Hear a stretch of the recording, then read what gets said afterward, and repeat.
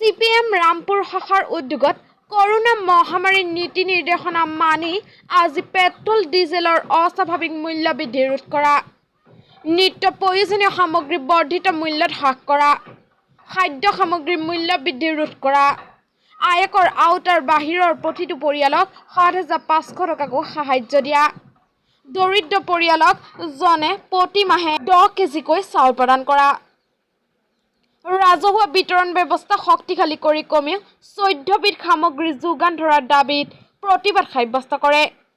উক্ত প্ৰতিবাদত মুখ্যমন্ত্ৰী হিমন্ত বিশ্ব শৰ্মা, প্ৰাক্তন মুখ্যমন্ত্ৰী সৰ্বানন্দ সোণোৱালকে ধৰি চৰকাৰৰ ভ্ৰষ্টাচাৰৰ বিৰুদ্ধে তিতাপানী লোকেল কমিটিৰ সম্পাদক শ্বাহজাহান আলীয়ে মন্তব্য তুলি ধৰে।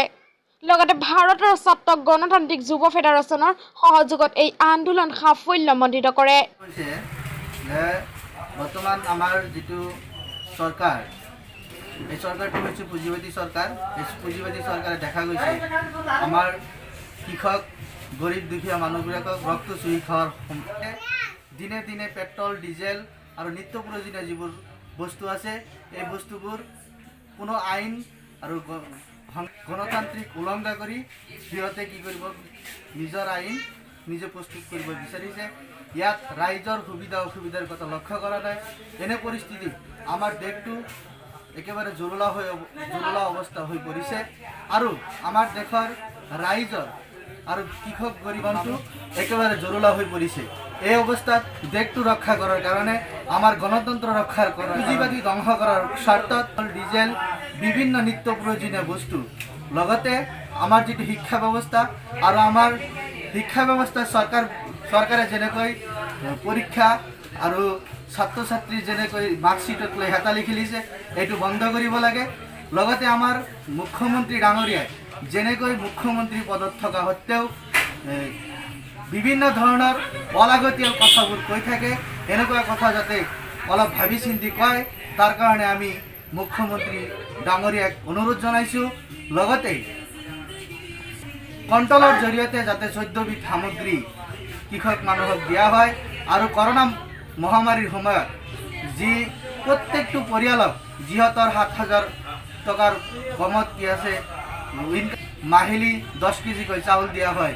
এইবোৰ দাবীৰ স্বাৰ্থত আমি গোটেই ৰাজ্য জুৰি ভাৰতৰ মাৰ্ক্সবাদী কমিউনিষ্ট পাৰ্টিৰ পক্ষৰ পৰা আমি আন্দোলন গঢ়ি তুলিছোঁ আৰু এইবোৰ যদি নকৰে আমি পৰৱৰ্তী সময়ত আৰু বিশাল আন্দোলন গঢ়ি তুলিম।